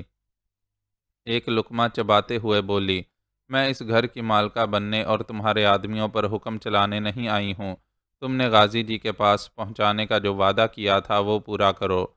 ضرور پورا کروں گا، میں خود غازی سے ملنا چاہتا ہوں، تمہارے ذریعے اس سے دوستی کرنا چاہتا ہوں، یہ تم سے پہلے ہی کہہ چکا ہوں۔ ہاں کہہ چکے ہو، تم بھی ضرورت مند ہو، میری طرح غازی جی سے ملنا چاہتے ہو، ان سے دوستی کرنا اور ان کا اعتماد حاصل کرنا چاہتے ہو۔ اس نے ایک گھونٹ پانی پی کر کہا، تم نے کہا تھا ہم استنبول پہنچیں گے تو غازی جی کے پاس پہنچنے میں دیر نہیں لگے گی۔ ہاں مگر یہ دیکھ رہی ہو کہ میں زخمی ہو گیا ہوں، خود اسے تلاش نہیں کر سکتا، میرے آدمی اس کا پتہ ٹھکانہ معلوم کرنے کی کوشش کر رہے ہیں۔ پھر اس نے ایک لقمہ چباتے ہوئے کہا، میں تمہاری پرسنل لائف کے متعلق کچھ پوچھنا چاہتا ہوں۔ کیا پوچھنا چاہتے ہو؟ کیا تم سلمان سعدی یعنی عمیر بن غازی سے محبت کرتی ہو؟ کیا آئندہ اس کے ساتھ زندگی گزارنا چاہتی ہو؟ وہ کھاتے کھاتے رک گئی، تھوڑی دیر تک سوچتی رہی، پھر بولی، پتہ نہیں میرے نصیب میں کیا ہے۔ جب وہ پہلی بار ہمارے گھر آئے تو باپو نے چاہا تھا میری شادی ان سے ہو جائے، میں بھی یہی چاہتی تھی، مگر ان سے ملنے والی مسرتیں میرے نصیب میں نہیں تھیں۔ میری زندگی میں کتنے ہی عاشق آئے اور گئے، 2 بار میری شادی ہوئی، 2 بار بیوہ ہوئی، پتہ نہیں میرے مقدر میں کیا ہے، سہاگن بن کر زندگی گزارنا چاہتی ہوں، مگر رکاوٹیں پیدا ہوتی رہتی ہیں۔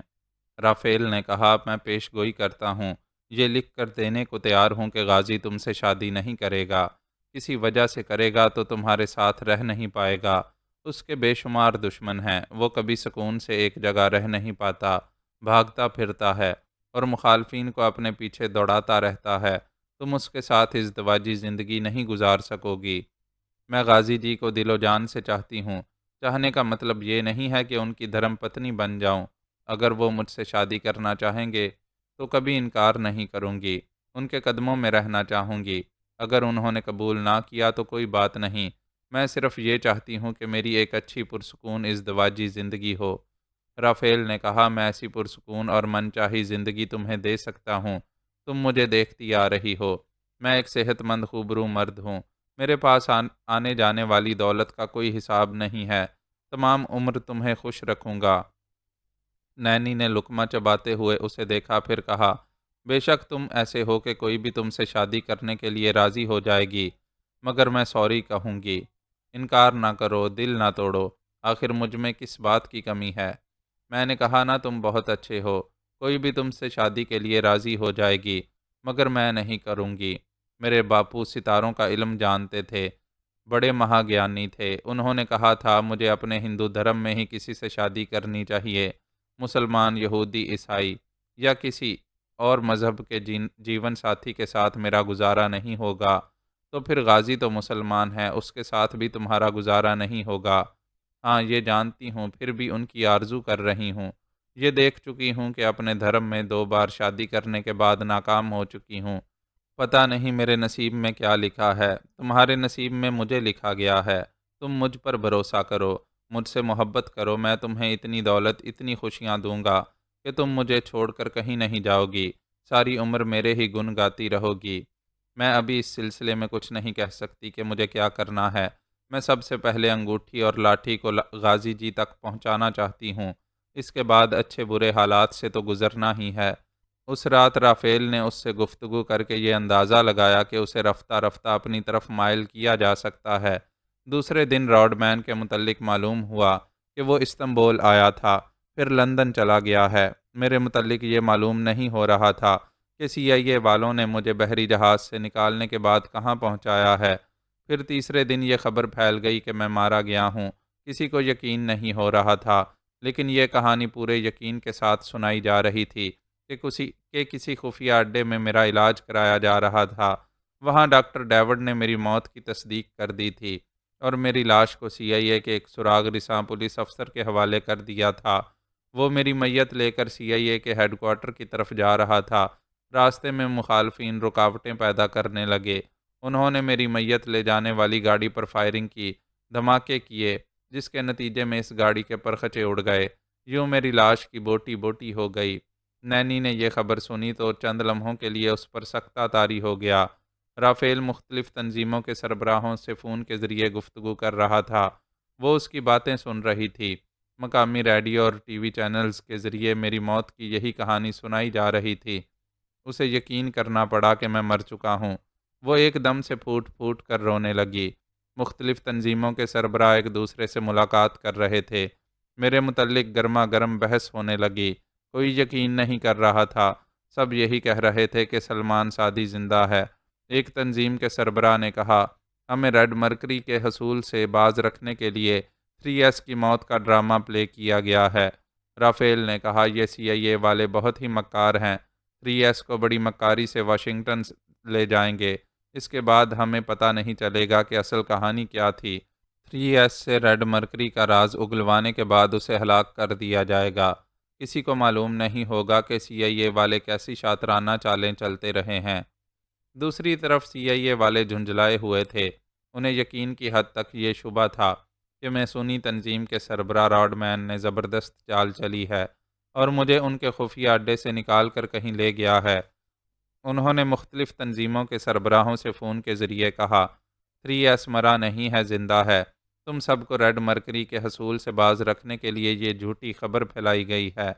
میسونی تنظیم کے سربراہ راڈ مین اور ڈاکٹر ڈیوڈ پر کڑی نظر رکھی جائے گی تو جلد ہی یہ انکشاف ہوگا کہ سلمان سعدی زندہ ہے۔ اسے بڑی رازداری سے کہیں چھپا کر رکھا گیا ہے اور اس کا علاج کرایا جا رہا ہے۔ بڑے ممالک اور خفیہ تنظیموں کے وہ سربراہ جو ریڈ مرکری کے طلبگار تھے، ان کے جاسوس بڑی رازداری سے راڈ مین کے پیچھے پڑ گئے۔ رافیل نے نینی کو یہ نہیں بتایا کہ میں زندہ ہوں۔ اس نے کہا، اب تمہارا غازی اس دنیا میں نہیں رہا ہے۔ اس کی جو امانتیں تمہارے پاس ہیں، اب ان پر صرف تمہارا حق ہے، کوئی ان کا دعوے دار نہیں ہے۔ لاٹھی اس کے سامنے رکھی ہوئی تھی اور انگوٹھی اس کے دھڑکتے ہوئے سینے سے لگی ہوئی تھی۔ اس نے کہا، پتہ نہیں کیوں مجھے اپنے محسن کی موت کا یقین نہیں ہو رہا ہے۔ تمہیں یقین کرنا چاہیے اور اپنی آئندہ زندگی کے متعلق سوچنا چاہیے۔ اتنی بڑی دنیا میں تمہارا کوئی نہیں ہے۔ باپ مر چکا ہے، 2 بار بیوہ ہو چکی ہو، آخری سہارا غازی کا تھا، اب وہ بھی نہیں رہا۔ مجھ پر بھروسہ کرو، اپنا ہاتھ میرے ہاتھ میں دو، ہم قابل اعتماد لائف پارٹنر بن کر رہیں گے، اس لاٹھی اور انگوٹھی سے بہت سے فائدے اٹھائیں گے۔ وہ بولی، یہ ایک مسلمان کی امانتیں ہیں۔ غازی جی نے یہ انگوٹھی اور لاٹھی مجھے اجمیر نگری میں دی تھی۔ میں انہیں وہاں واپس لے جاؤں گی اور خواجہ بابا کے مزار کے پاس رکھ دوں گی۔ اس کے بعد ان امانتوں کے ساتھ وہی ہوگا جو بھگوان کو منظور ہوگا۔ تم بہت دھرم والی ہو، اس بات کو سمجھو۔ بھگوان کو یہی منظور ہے کہ غازی اس دنیا سے اٹھ جائے اور اس کی دونوں چیزیں جو تمہارے پاس ہیں وہ تمہارے پاس ہی رہا کریں۔ میں یہاں سے ہندوستان جانے تک انہیں آزماتی رہوں گی۔ اگر یہ میرے حق میں چمتکار دکھائیں گی تو میں انہیں اپنے پاس رکھ لوں گی، ورنہ جو سوچا ہے وہی کروں گی، انہیں خواجہ بابا کے حوالے کر دوں گی۔ رافیل شمری چاہتا تھا کہ میرے زندہ سلامت رہنے والی بات نینی کو معلوم نہ ہو۔ آئندہ یہ بات اسے مختلف ذرائع سے معلوم ہو سکتی تھی۔ اس سے پہلے وہ چاہتا تھا کہ نینی اس کی شریک حیات بن جائے، اپنی مرضی سے اور اپنی خوشی سے انگوٹھی اور لاٹھی اس کے حوالے کر دے۔ وہ جبر سے حاصل نہیں کرے گا، صبر سے اور محبت سے انہیں اپنے ہاتھوں میں لے گا تو وہ چیزیں اس کے حق میں بھی کرامات دکھایا کریں گی۔ رافیل اسے دن رات سمجھا رہا تھا، منا رہا تھا۔ یوں 5 دن گزر گئے، نینی اسے ٹال رہی تھی۔ آخر اس نے صاف صاف کہہ دیا، اگر تمہیں میری ضرورت ہے تو مجھ سے شادی کرو، انگوٹھی اور لاٹھی کا خیال دل سے نکال دو۔ میں یہ چیزیں ہندوستان واپس لے جاؤں گی، انہیں خواجہ بابا کے حوالے کروں گی۔ وہ جھنجھلا گیا۔ اس نے اپنے اعلیٰ عہدیداروں سے مشورہ کیا۔ ان میں سے ایک نے کہا، اگر آپ انگوٹھی اور لاٹھی کے سلسلے میں اس سے زور زبردستی نہ کریں۔ کوئی دوسرا شخص اس سے یہ چیزیں چھین لے تو ہم دیکھیں گے کہ اس چھیننے والے کو کوئی نقصان پہنچتا ہے یا نہیں۔ اگر نقصان نہیں پہنچے گا تو ہم اس سے یہ چیزیں لے لیں گے۔ رافیل نے کہا، یہ آئیڈیا خوب ہے۔ کسی چور بدماش کو کرائے پر حاصل کرو، وہ یہاں آئے گا اور نینی سے دونوں چیزیں چھین کر لے جائے گا۔ جب یہاں سے دور نکل جائے گا اور اسے کوئی نقصان نہیں پہنچے گا تو تم اسے رقم دے کر وہ چیزیں میرے پاس لے آنا۔ اس پلاننگ پر عمل کرنا کچھ زیادہ مشکل نہ تھا۔ کوئی بھی چور بدماش آسانی سے یہ واردات کر سکتا تھا۔ چور اور ساہوکار کے درمیان گٹھ جوڑ تھا، کوئی رکاوٹ پیش آنے والی نہیں تھی، اس لیے دن کے وقت یہ واردات کی گئی۔ جو شخص واردات کرنے اس رہائش گاہ میں آیا وہ اچھی طرح پیے ہوئے تھا، نشے کی مستی میں جھوم رہا تھا۔ اس رہائش گاہ میں نینی بالکل تنہا تھی۔ پلاننگ کے مطابق سیکیورٹی گارڈز وغیرہ کو بھی وہاں سے ہٹا دیا گیا تھا۔ نینی نے پوچھا، تم کون ہو؟ کس کی اجازت سے اندر آئے ہو؟ وہ نشے میں جھومتے ہوئے بولا، یوں تو میرا نام رفیع الدین پاشا ہے، مگر سب مجھے ٹائیگر کہتے ہیں۔ میں بہت خطرناک ہوں، جو مقابلے پر آتا ہے اسے چیر پھاڑ کر رکھ دیتا ہوں۔ نینی ذرا سہم کر پیچھے ہٹ گئی۔ وہ بولا، میں تم سے پوچھنے والا تھا کہ تم کون ہو، مگر تمہارے ہاتھ میں یہ ڈنڈا دیکھ کر سمجھ گیا کہ تم وہی ہو۔ وہ بولی، یہ ڈنڈا نہیں ہے، لاٹھی ہے، غازی جی اسے عصا کہتے ہوں گے۔ اس وقت میں نشے میں ڈگمگا رہا ہوں، مجھے سہارے کی ضرورت ہے، اپنا یہ ڈنڈا مجھے دو، میں اسے پکڑ کر کھڑا رہوں گا۔ وہ بولی، نہیں، یہ صرف میرے پاس رہتا ہے، اسے کوئی مجھ سے نہیں لے سکتا۔ وہ ریوالور نکال کر اس کا نشانہ لیتے ہوئے بولا، ایک گولی چلے گی اور میں یہ ڈنڈا لے کر چلا جاؤں گا۔ یہ کہتے ہوئے اس نے آگے بڑھ کر اس سے لاٹھی چھین لی، اسے نیچے سے اوپر تک دیکھتے ہوئے کہا، یہ تو مجھ سے بھی اونچی ہے۔ تم ٹھیک کہہ رہی تھی، ڈنڈا چھوٹا ہوتا ہے، اسے عصا کہنا چاہیے۔ چلو اب انگشتری بھی نکالو۔ اس نے پوچھا، یہ کیا ہوتی ہے؟ تم انگشتری نہیں سمجھتی؟ وہ جو انگلی میں پہنی جاتی ہے، مجھے بتایا گیا ہے تم نے اسے سونے کی چین سے باندھ رکھا ہے۔ نینی نے پوچھا، یہ باتیں تمہیں کس نے بتائی ہیں؟ کسی نے بھی بتائی ہیں۔ تم یہ بتاؤ، یہ جو چیز انگلی میں پہننے کی ہے اسے تم نے گلے سے کیوں لٹکا رکھا ہے؟ یہ میرا ذاتی معاملہ ہے۔ کیا تم مجھ سے یہ دونوں چیزیں جبراً حاصل کرنے آئے ہو؟ ہاں، میں یہ چیزیں تم سے چھین کر لے جاؤں گا، مگر تمہیں دیکھ کر حیران ہو رہا ہوں۔ کیوں؟ مجھے دیکھ کر کیوں حیران ہو رہے ہو؟ اس لیے کہ تم اس ڈنڈے سے زیادہ خوبصورت ہو۔ نینی نے تصحیح کی، ڈنڈا نہیں، عصا۔ ہاں، بھول گیا تھا، یہ عصا ہے، مگر اس میں کیا ہے؟ کچھ بھی نہیں ہے، تمہارے اندر تو حسن و شباب کا مال مسالہ بھرا ہوا ہے۔ میں حیران ہوں کہ انہوں نے اسے لانے کو کیوں کہا۔ تمہیں لانے کو کہتے تو یہاں سے اٹھا کر لے جانے میں مزہ آتا۔ وہ بولی، پلیز مجھے بتاؤ، کس نے تم سے کہا ہے کہ یہ چیزیں چھین کر لے جاؤ؟ جس نے بھی کہا ہے اس سے غلطی ہوئی ہے، اسے کہنا چاہیے تھا کہ تمہیں لایا جائے اور اس ڈنڈے کو یہاں پھینک دیا جائے۔ ضرور ان سے غلطی ہوئی ہے، ٹھہرو، میں ابھی فون کر کے پوچھتا ہوں۔ وہ جیب میں ہاتھ ڈال کر فون نکالنا چاہتا تھا، مگر ایک چھوٹا سا کین نکلا۔ وہ اسے دیکھ کر ہنستے ہوئے بولا، یہ سالی شراب میرا پیچھا نہیں چھوڑتی، چلو ایک گھونٹ پی لیتا ہوں، نہیں تو یہ ناراض ہو جائے گی۔ اس نے کین کا ڈھکن کھول کر ایک گھونٹ پیا، اسے بند کر کے ایک جیب میں رکھا، پھر دوسری جیب سے موبائل فون نکال کر نمبر پنچ کرنے لگا۔ نینی چپ چاپ کھڑی اسے دیکھ رہی تھی۔ وہ ایک ہاتھ سے لاٹھی تھامے ڈگمگا رہا تھا اور نمبر پنچ کر رہا تھا، بار بار غلطیاں کر رہا تھا، ایک نمبر مٹا کر پھر دوسرا نمبر پنچ کرنے لگتا تھا۔ نینی نے اس سے فون چھین کر کہا، مجھے نمبر بتاؤ، میں رابطہ کرتی ہوں۔ وہ آگے پیچھے جھومتے ہوئے نمبر بتانے لگا۔ نینی نے ان نمبروں کو پنچ کرنے کے بعد فون کو کان سے لگایا۔ وہ فون لیتے ہوئے بولا، خبردار تم بات نہیں کرو گی، میں کروں گا۔ دوسری طرف سے رافیل کے ایک ماتحت عہدیدار نے کہا، ہیلو ٹائیگر، کیا بات ہے؟ وہ بولا، بات کیا ہوگی، تم الٹا سیدھا کام کراتے ہو۔ میں اپنے علاقے کا بہت بڑا بدماش ہوں، چھوٹی موٹی وارداتیں نہیں کرتا، اور تم مجھ سے ایک ڈنڈا اغوا کرا رہے ہو، جبکہ میں شباب سے بھرپور اس حسینہ کو اٹھا کر لا سکتا ہوں۔ ماتحت نے پریشان ہو کر کہا، او گاڈ، تم نے پی رکھی ہے، میں نے تمہیں پینے سے منع کیا تھا۔ ہاں، منع تو کیا تھا، مگر تم نہیں جانتے پینے کے بعد چوہا بھی شیر ہو جاتا ہے۔ واردات کرتے وقت دل میں کسی کا ڈر نہیں رہتا۔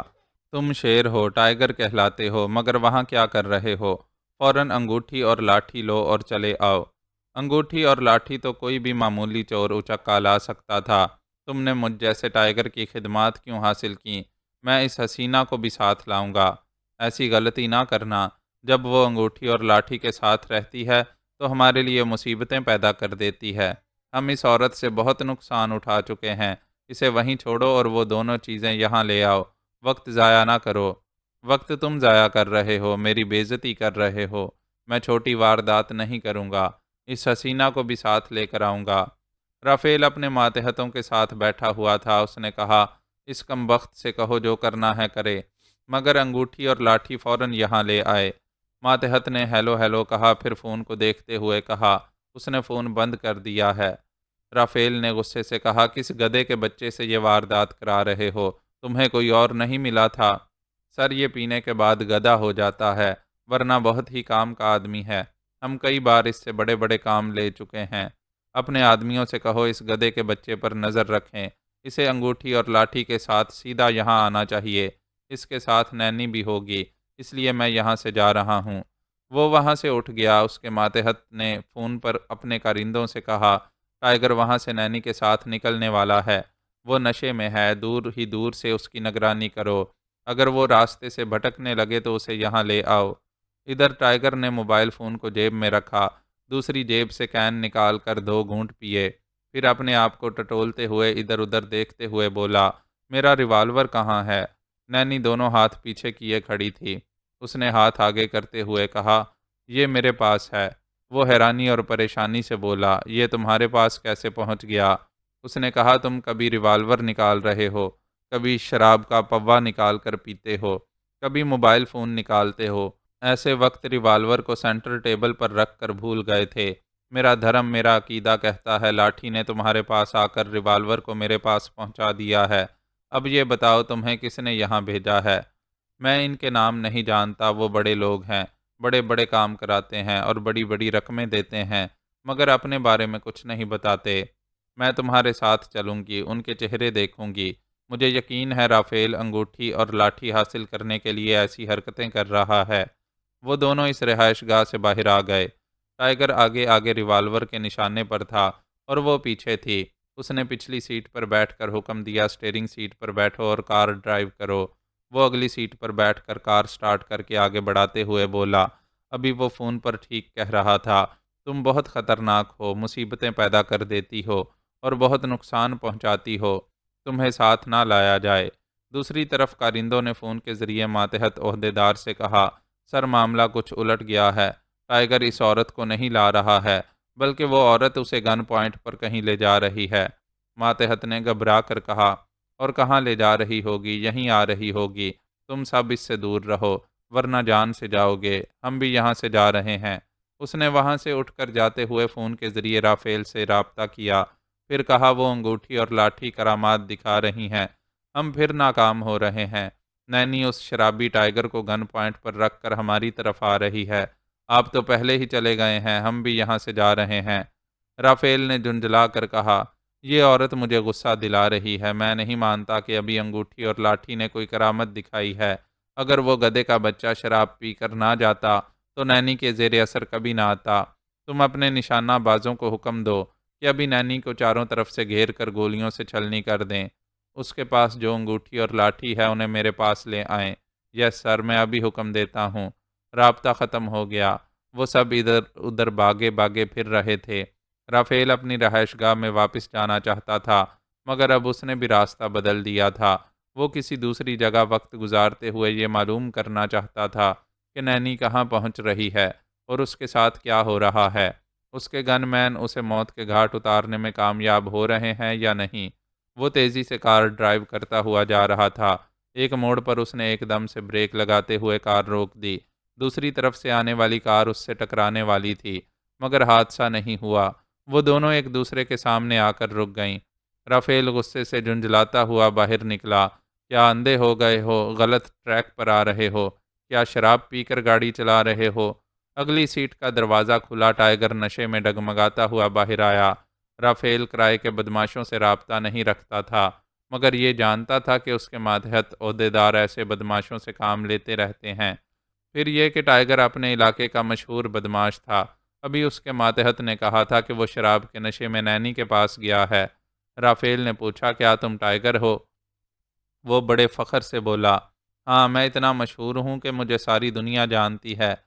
تھوڑی دیر پہلے مجھے بتایا گیا ہے کہ نینی تمہیں گن پوائنٹ پر کہیں لے جا رہی تھی۔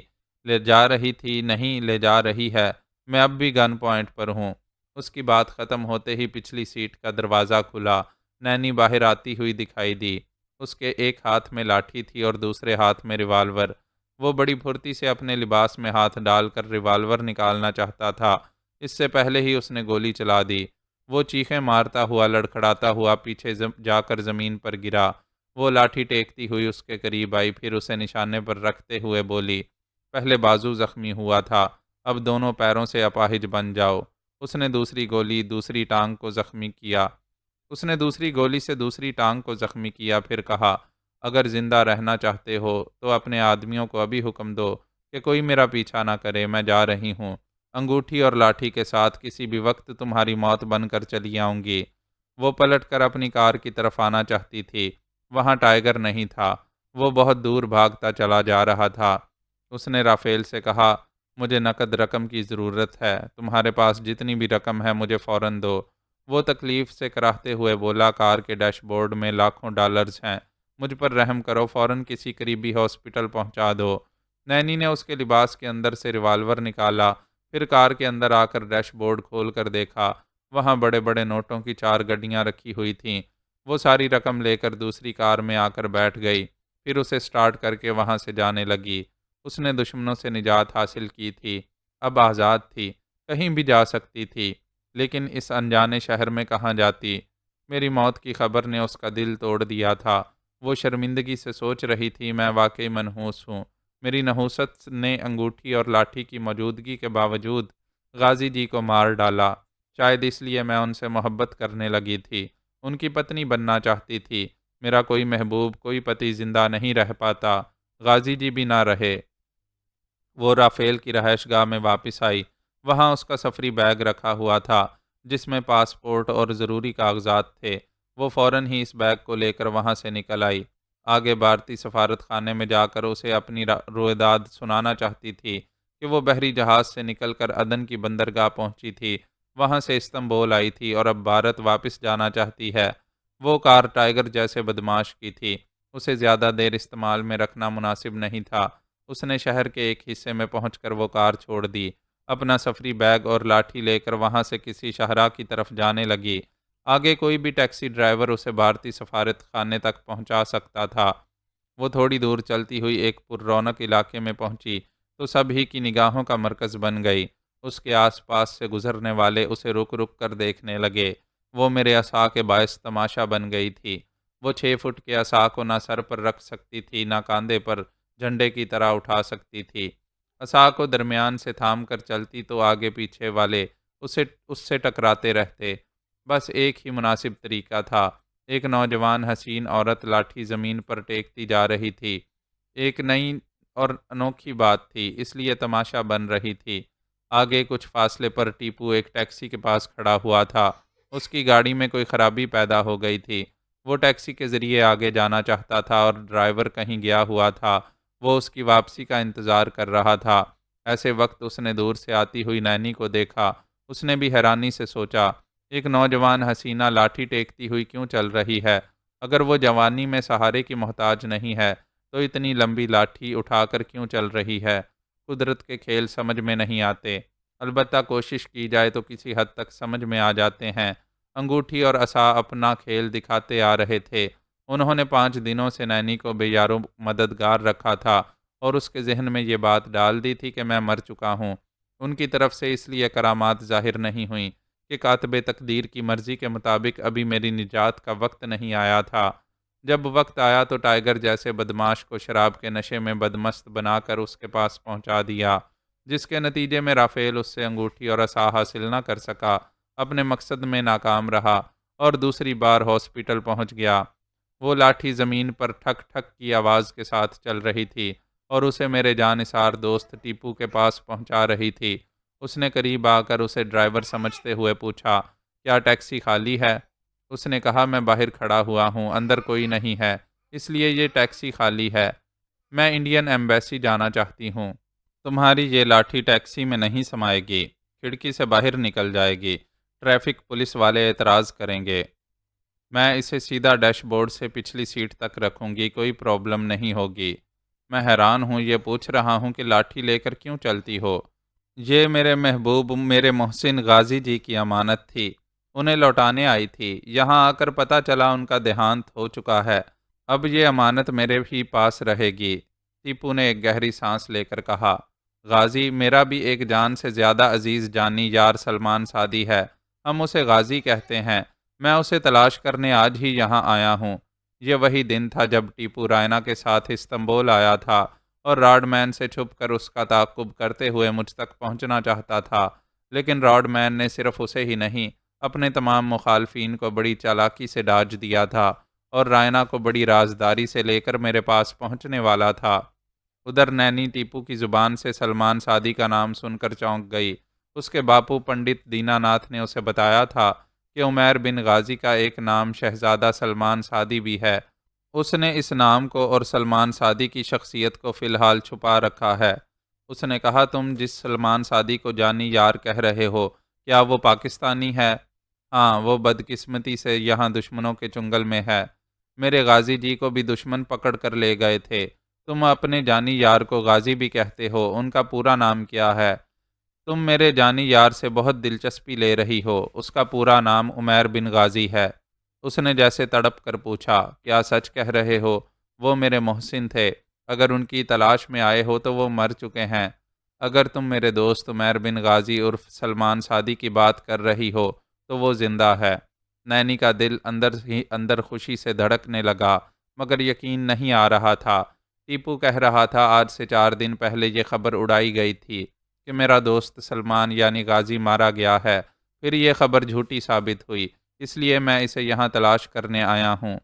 ٹیپو کی باتیں سن کر نینی کی سمجھ میں آیا کہ رافیل انگوٹھی اور لاٹھی اس سے حاصل کرنے کے لیے جھوٹ بول رہا تھا تاکہ وہ مجھے مردہ سمجھ کر رافیل کی طرف مائل ہو جائے، اس سے شادی کر لے، اس طرح انگوٹھی اور لاٹھی اس کے حوالے کر دے۔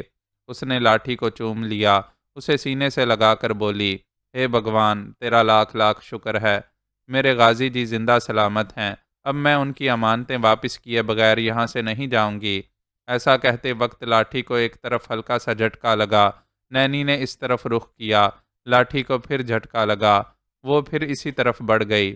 ایسا بار بار ہو رہا تھا، لاٹھی جس رخ پر جھٹکا کھا رہی تھی وہ اسی طرف بڑھتی جا رہی تھی۔ ٹیپو نے اس کے پیچھے چلتے ہوئے پوچھا، کہاں جا رہی ہو؟ مجھ سے بات کرو، میرے ساتھ رہو، میرا خیال ہے اس انجانے شہر میں تم تنہا ہو، کیا میں درست کہہ رہا ہوں؟ وہ اس بات میں سر ہلا کر بولی، ہاں، تنہا دکھائی دیتی ہوں مگر نہیں ہوں، یہ غازی جی کی امانت میرے پاس ہے۔ کیا غازی نے یہ لاٹھی تمہیں دی ہے؟ ہاں، ایک انگوٹھی بھی دی ہے، مجھے لگتا ہے آج ان کے پاس پہنچ جاؤں گی اور یہ چیزیں ان کے حوالے کر دوں گی۔ تم نہیں جانتی، میں نہیں جانتا کہ میرا یار کہاں ہے، کس حال میں ہے، پھر تم کیسے کہہ رہی ہو کہ آج اس کے پاس پہنچ جاؤ گی؟ میں نہیں جانتی، غازی جی کی دی ہوئی یہ دونوں چیزیں چمتکار دکھاتی ہیں، اگر دیکھنا چاہتے ہو تو میرے ساتھ چلتے رہو۔ ٹیپو کو یقین نہیں تھا کہ وہ لاٹھی ایسا کوئی کمال دکھائے گی اور اس بھٹکنے والی کو میرے پاس پہنچا دے گی۔ وہ خود میری تلاش میں بھٹک رہا تھا، اس لیے نینی کے ساتھ باتیں کرتے ہوئے چل رہا تھا۔ نہ راستے کا پتہ تھا، نہ منزل کا کوئی نشان تھا، مگر وہ آپ ہی آپ کشاں کشاں میری طرف چلے آ رہے تھے۔ معزز ناظرین و سامعین، لائک، کمنٹس اور شیئر ضرور کریں، شکریہ۔